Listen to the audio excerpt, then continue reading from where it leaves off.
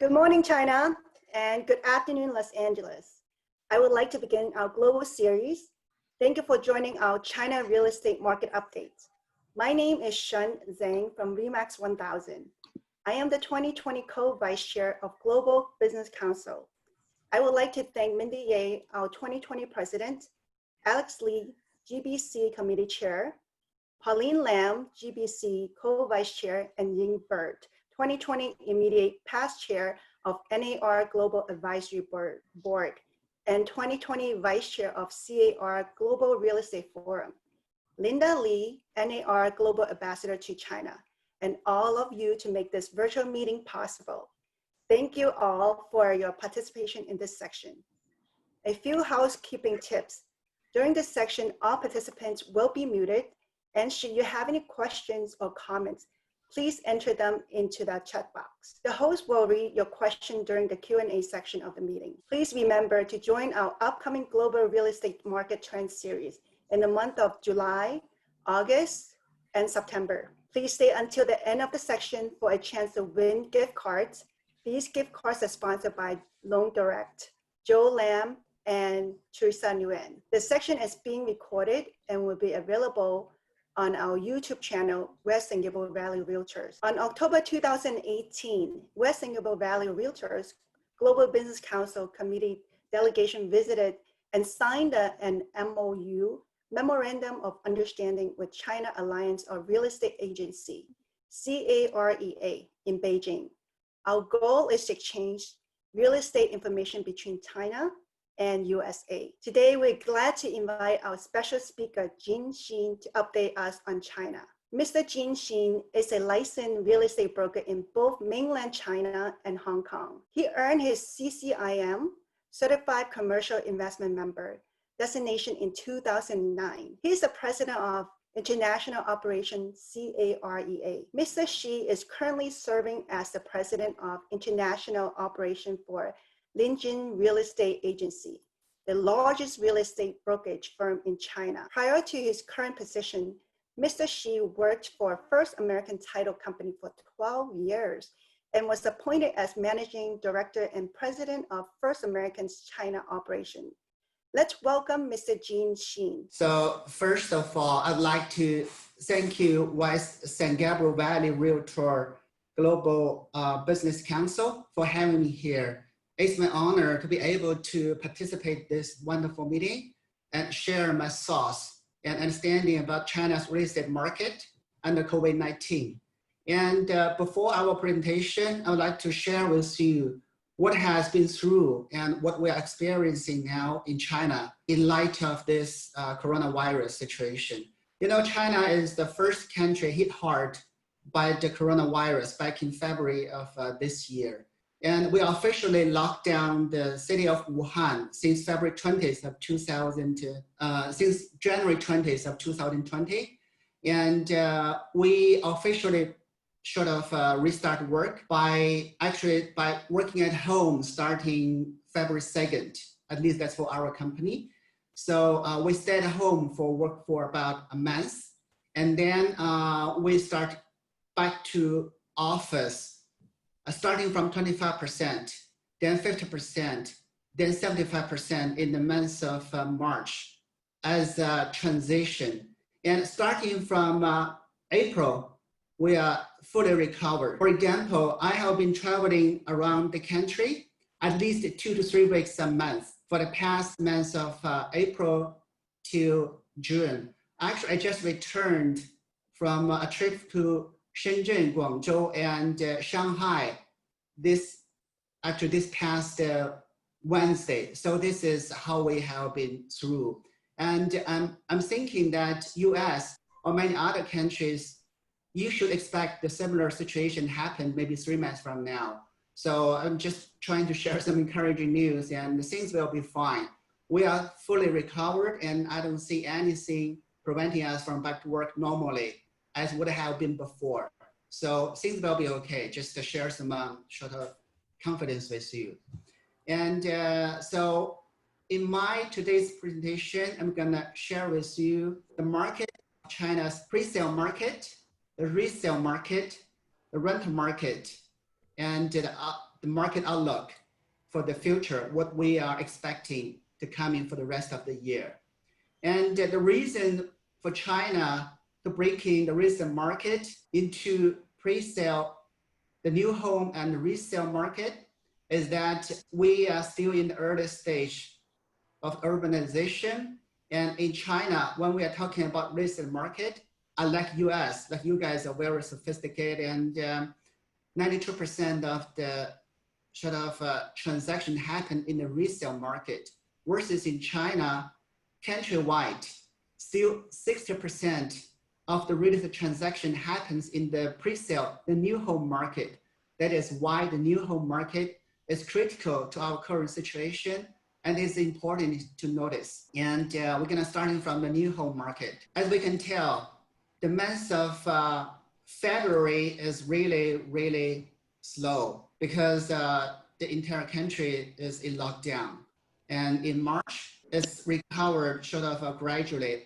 In the month of April, it is pretty much exactly the same amount compared with what it was in year 2019. And in May, this number getting even better.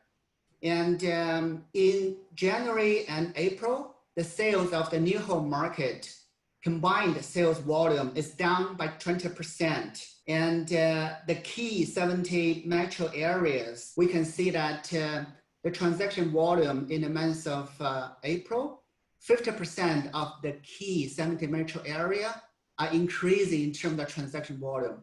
Another 50% is going down. But the country in Morocco pretty much fully recovered back to what it was normal transaction volume compared with what it was in year 2019. And we didn't expect this market to be that aggressive at all, just because since 2017, the Chinese government has been trying really hard to squeeze the so-called real estate bubble out of China's real estate market, because our government is very conservative, always worrying about all the money goes to the real estate market, because we all know that Chinese people is keen on purchase properties. And our home ownership nationwide is close to 95%. So pretty much Chinese people invest every penny we have into the real estate market. So the government has been really trying really hard to squeeze the so-called bubble ever since 2017. So although the COVID-19 thing sort of gave the market a hit, but it didn't give the market hit as hard as we have been expecting, just because the government has done a good job in controlling this market ever since 3 years ago. So this is what happened in the new home market. And we can tell that over 80% of the new funding that borrowed by the developer from either a financial institution or VC or PE are paid for the revolving facility, or the paid existing loans they borrowed from the banks or financial institutions. Well, this takes to a direct result that lesser amount of money is actually put into the new construction. We can tell that almost 90% of the money that the developers borrowed are used to repay existing loans and everything. So that from the new construction perspective, we are seeing a 10% decrease in amount of the new property that is being built. And we can foretell from this number that there is going to be a shortage in terms of the supply in the new home market in the near future. Jean, can I interrupt you for a moment? And resale market, we can see Jean? that in the month of February, it's like almost zero. And there's some transaction still happening in the month of February. Those are the lagging time effect caused by the January transactions, because it takes some time for the government to processing the registration of the title and everything. So there is still relatively small amount of transaction being reported in February, but in reality, it's very seldom transaction happened in the month of February because of two reasons. One is that, the Chinese New Year happened in the second half of January. So traditionally, the first 3 weeks after Chinese New Year is considered holiday, and there is barely some new transaction happened. And also because of COVID-19 thing, nobody is going out to tour the property so that there's no agent working outside. So there's no agents, no transaction. And also another reason is that there is a significant gap between the buyers and the seller's expectation. The buyer is still expecting the price remain the similar range before the COVID-19 thing, which is relatively higher. But the seller is thinking, oh my gosh, right now, because of this pandemic, I should get a bigger discount. So there is a significant gap in terms of expectations between buyer and seller. That takes to the sort of lesser transaction in February as well. But starting from March, the market is starting recovering. And you can see that in the month of April, it is a 43% bouncing back in terms of transaction volume compared with month of March. And it is even close to 20% more transaction volume than it was back in April of 2019. So although together, the combined transaction volume between January and April in the year of 2020 going down by 25%, breakdown by month is really good starting from April. The month of May is a great month as well. It's starting to sort of slow down in the second half of April. It's sort of decreasing in terms of the transaction volume and everything. But just because the pandemic, the transaction is supposed to happening in the March, actually delayed into April and May. And those are the situation in the resale market in China right now. Although there is a pandemic happening in China, but because China is the market that put so much emphasis on the government's policy and government support and everything, we can tell Shenzhen, which is in the southern part of China, they actually enjoy a 20% increase in the transaction dollar amount per square meter ever since the beginning of this year, just because the so-called Big Bay Area in the southern part of China, that is a combination of Shenzhen, Guangzhou, Macau, and Hong Kong. Those are the 3 special territories Chinese government is putting a lot of emphasis on. They want to encourage those areas to develop. Another 2 is closing Beijing area and Shanghai area. Of course, there's a new territory called Hainan Island, but those 3 areas, Shenzhen, the Big Bay Area, Beijing, and Shanghai and Hainan area are the top 4 territories Chinese government is putting a lot of emphasis on. And we can tell that in the transaction dollar amount per square meter perspective, the southern part of China, which is the Big Bay Area, is the only area that enjoy a significant dollar amount increase in the entire city of China. And actually, as a reality, it is not very uncommon to see a well-positioned property in the central part of Shenzhen increase like 40% starting from last September to this past like February. It's very common to see that scenario.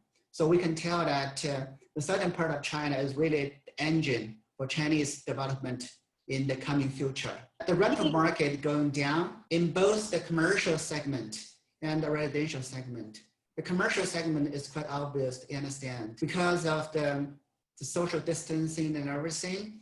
All the bars, restaurants, and all the social venues such as like the cinema or the other area where people can meet, like shopping mall and everything, they suffer a lot. A lot of small to medium-sized enterprises that went bankruptcy and went out of business just because the entire city is locked down for like 2 to 3 months in a row, so that so many restaurants just run out of business. So that affect greatly on the rental market in the commercial segment. And in terms of the residential segment, because the government locked down and also this pandemic thing, a lot of renter is forced out of their property because they lost their jobs, they cannot afford to pay the rent anymore, or because they went back to their hometown for the Chinese New Year and then was locked down and wasn't able to get out of their hometown back to where they live, the metropolitan areas such as Beijing, Tianjin, Shanghai, Shenzhen, etc. So that the rental market hit hard. And it is very often to see that Chinese version of like Uber or WeWork type of thing went out of business just because they cannot afford to continue paying the so-called sort of homeowner. They cannot pay the people who rent the property to them at all. So they went out of business. And the rental market as a result going down a lot.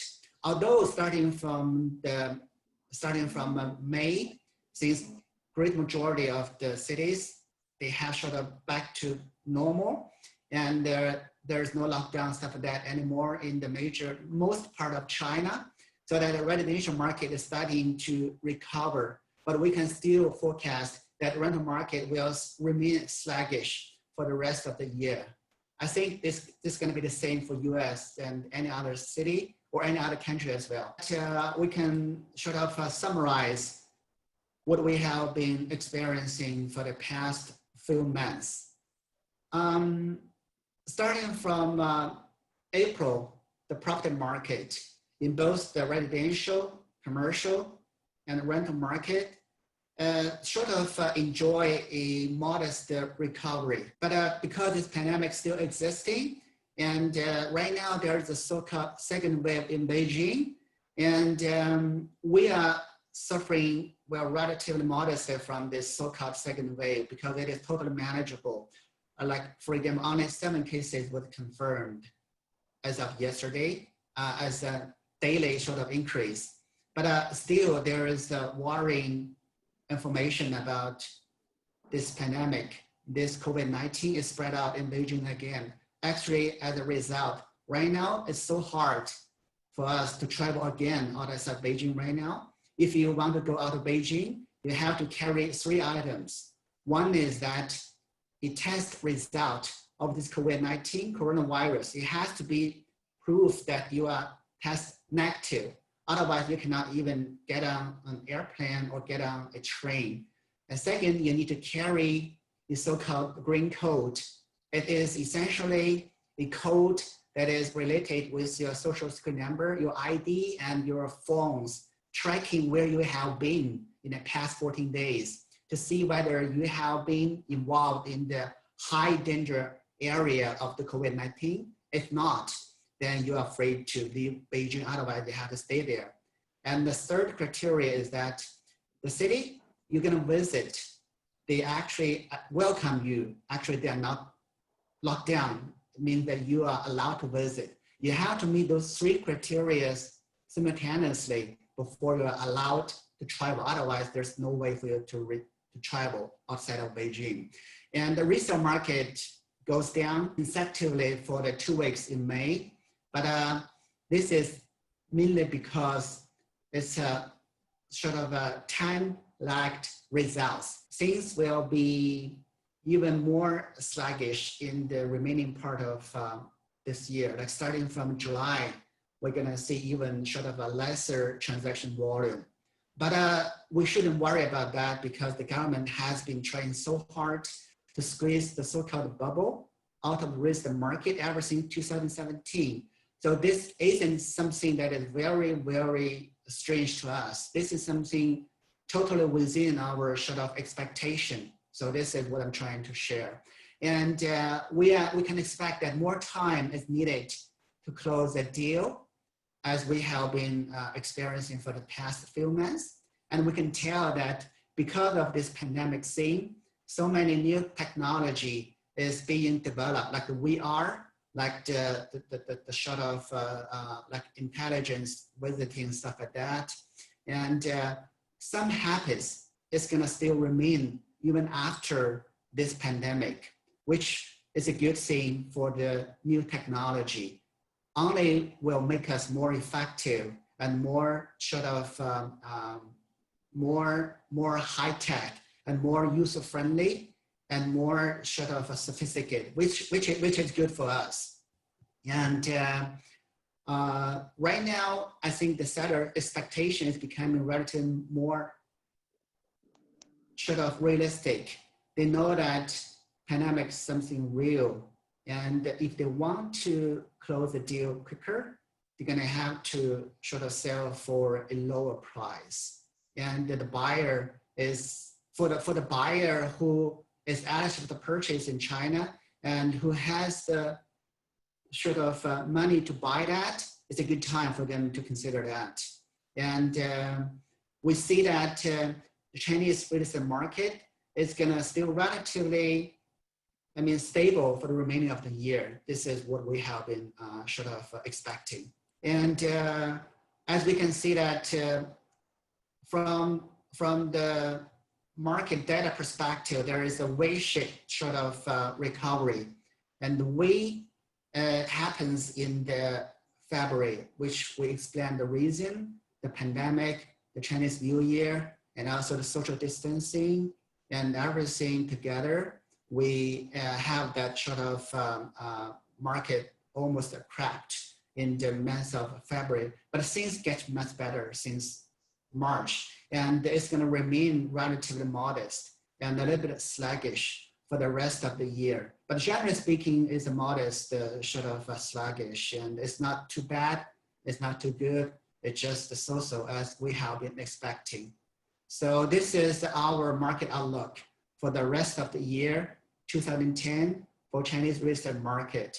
I'm hoping that this information give you a rough idea of what we have been through, what we are experiencing, and what we will be sort of experiencing in the future for the rest of the year. And I know that you have, you might have some idea you want to share with us. And if you have any observation you want to share with the audience, or you have questions you want to ask me, please feel free to do so. Type that in the chat box, and the host will just pass them over to me, and I'll be more than happy to share what I know about Chinese real estate market with you.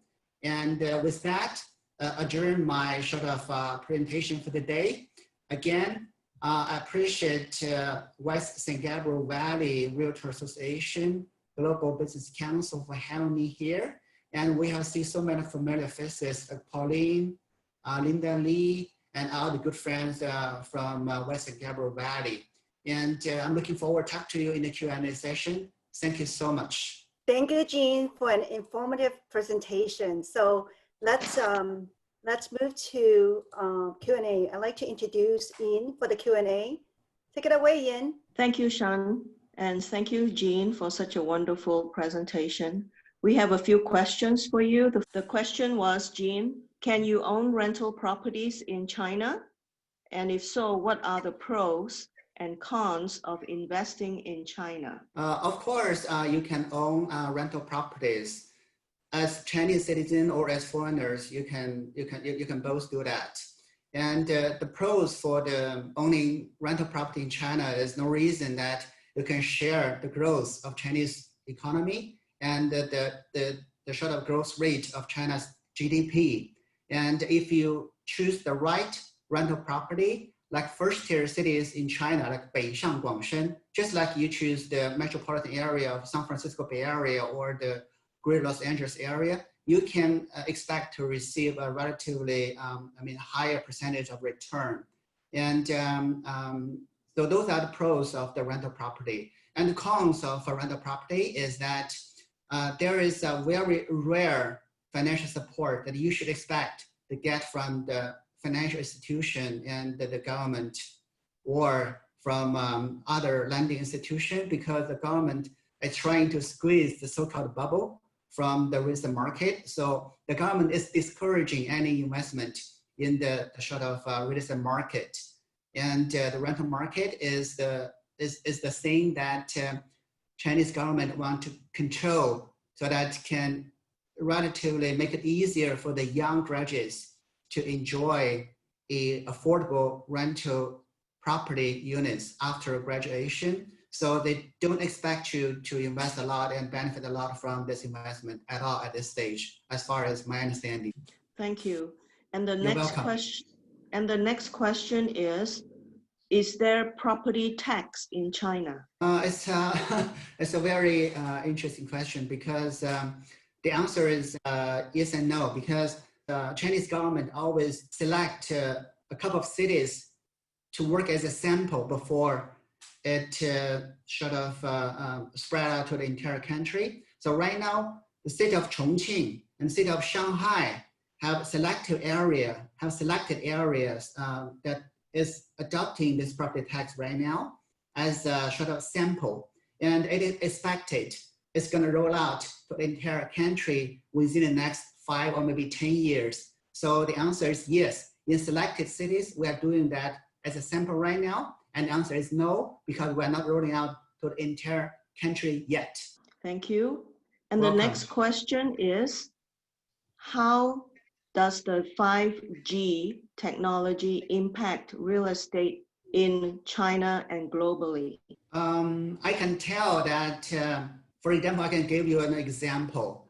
In the month of February, our company adopting a new technology called VR, virtual reality. Well, this technology is new, but the fact that you can combine that into the real touring process and put it into the mechanism where you have a client can see the property online and pay the security earnest money deposit online and close transaction online is a different thing. And in the month of February, our page view on the VR on our app, our company web is 9.9 million page view in the month. That is 30 times increase compared with what it was in the month of January. So new technology is being adopted quickly and significant in China. And the 5G especially is going to make the VR touring process very smooth. And it's going to significantly increase efficiency of the transaction. So from that perspective, I can see that the 5G definitely is going to make the resale and pre-sale transaction more sufficient, faster, safer, and easier and quicker and maybe cheaper for us. That is what I'm seeing is going to change the industry and it's going to greatly benefit both buyer and seller and the industry participants in the real estate industry. This is my personal understanding. And the next question is, how is property owned in China? Is it a leasehold, freehold, or something similar? Yeah, it's a very good question. China is a socialist country, so all the land belongs to the government. So we are definitely a leasehold society. And the leasehold range anywhere between 40 years to 70 years, depends on the zoning of the land. For example, commercial property, usually the leasehold is 40 years. And the shopping mall and all the other area is 50 years. And the residential property is 70 years. It's renewable upon the sort of expiration of the leasehold. It has been sort of written in the law of the real property law, has been published. So it's, of course, you need to you pay the renew fee, but it is affordable. For example, to renew a residential property, it's like less than $1,500 US for you to renew that residential property leasehold for another 70 years. The next one is with the national security law that's just enacted in Hong Kong. What do you think that would affect the Chinese real estate market? It's really expectation. My understanding is that it's with this new law, if it's being passed and being sort of regulated and being adopted in the Hong Kong, it's going to significantly increase the security and prosperity of Hong Kong as a special administration zone. And if that happens, the property market is going to benefit from a more secure, more prosperous society. This is my personal understanding. And the next question is, there are special economic zones in China. And for example, Hainan Island is within the special economic zone. Is it worthwhile, in your opinion, to invest in Hainan Island? Yes, there's no doubt about that. Actually, Hainan is more than a special economic zone. It is the first and the first ever special economic island. Entire island is a special economic zone. It is the first, and it has all the blessings from the central government. And actually, if you import anything into that island, it's free of duty, free of tax. And if you can have some way to make sure that the value of the goods you import into that island increase for like 30%, and then you can consider that you are exporting that from Hainan Island to the mainland China, which means that you can save a lot on the sort of value-adding tax. It is a huge benefit. And also similar to Hong Kong, for the people who working over there enjoy a very special personal income tax up to 15%. In mainland China, it's up to like 50%, 50. So compare 15 to 50, you can see how huge advance. And also the free trade zone and also the sort of free economic zone, every Chinese citizen is gonna enjoying up to 100,000 RMB duty-free, like commodities or the shopping goods, you can enjoy up to 100,000 tax-free if you're shopping in that island, which is good. Previously, Chinese citizen has to go to like Korea, Hong Kong, Malaysia, or some other area to enjoy the tax-free, duty-free property. Oh, sorry, duty-free like goods and commodities, right?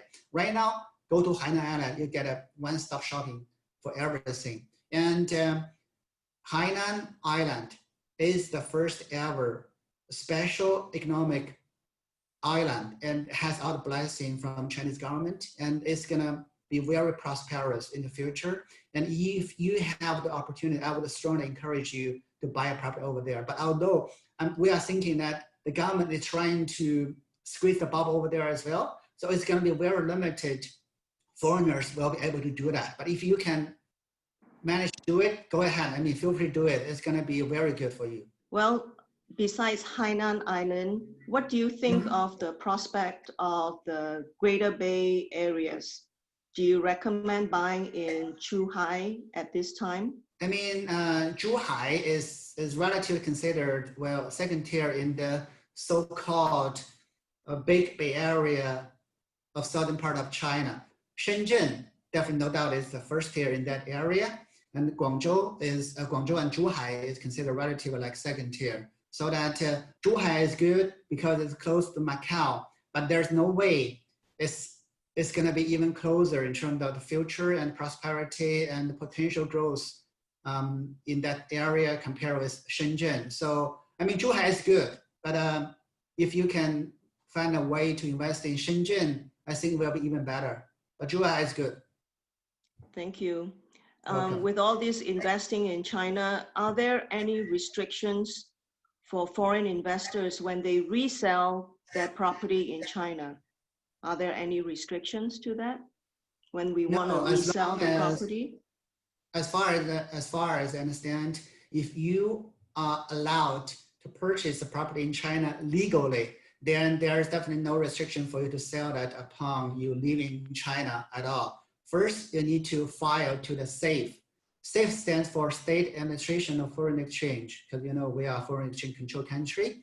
As long as you purchase it legally and then you file that to the SAFE, you're free to wear the money out. Of course, after paying the tax. There is no restriction for foreigners to sell their property and wear the principals and the profit back to the home country at all. So does that mean that when a foreign seller sells a property in China and receives the proceeds in RMB or US dollars, we can wire it back to the United States. Is that correct?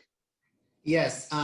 Upon you sell your property in China, you receive RMB, and then you request to the safe to convert that into foreign currency that you want to wire the money to your designated country, like US dollar or like British pounds, whatever. And then you can wire the money back to US. Okay, so does that mean we can also do real estate transactions using RMB? There are some certain restrictions for foreigners to purchase properties in China. There are two criteria. One, you have to have a valid visa in China, and that visa has to be like for more than a year. For example, student visa, work visa, you cannot buy a property like with a visitor visa at this stage. For example, if you're a student and you have been in China for more than a year, and then you still remain a solid student visa, and then you're allowed to purchase one residential property in China. It's actually better compared with the Chinese citizen. For example, in Beijing, Chinese citizen has to be paying welfare tax and all the property personal income tax for 5 years in a row before he is eligible to purchase a property in Beijing if he doesn't have a Beijing hukou in China. But for a foreigner, you only need 1 year. So we are very foreigner friendly as far as I understand. Thank you very much. And Jean, we really appreciate your presentation and your answers to all our questions. I have one more question, one last question. Yes, please. We've been talking about investing in China, but Yes. we also would like to know, where are the Chinese citizens buying outside of China? Top 5 countries are the US, no doubt. US still the #1 destination for most Chinese people who are trying to buy international properties. #1 is US. #2 is UK. #3 is Australia. #4 is Japan. #5 is Thailand at this stage. Those are top 5 countries Chinese citizens are looking at when they are thinking about buying overseas properties. Thank you. And that would conclude the Q&A for this session. And I'd like to turn it over to Shun. Thank you, Yin. Thank you, Jean. Thank you, Ian. Actually, right now we will be moving to our drawing section. That will be Alex. Right now, today, we have 2 gift cards to join the lucky one. And it's sponsored by Loan Direct of Teresa and Joe Lam. So we had 239 people attend, registrants, and about 101 people attend. So let me share the screen that we can have the drawing. So here are the name we have. Okay. 239 people. Lucky winner is, let's spin it. A lot, so little that one person will be the winner. Anna Leong. Anna, are you here? Please announce it at the chat room. Anna Leong is there. Anna Liao. Okay. Liao. Yeah. Oh, okay. Anna's here. All right. Okay, thank you. Anna, you're the winner. Okay, please record that. We're going to go to the next person. Yes, please. Lucky winner is Daniel Chen. Daniel Chen, Lucy. Is here now. No, Daniel is not here. Not here.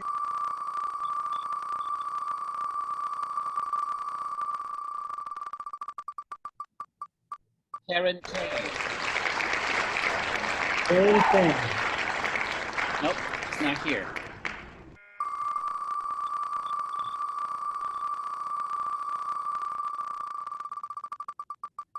Kelly Yao.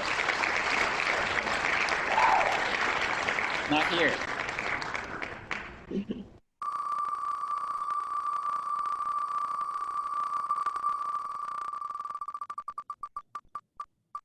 Ni Wong.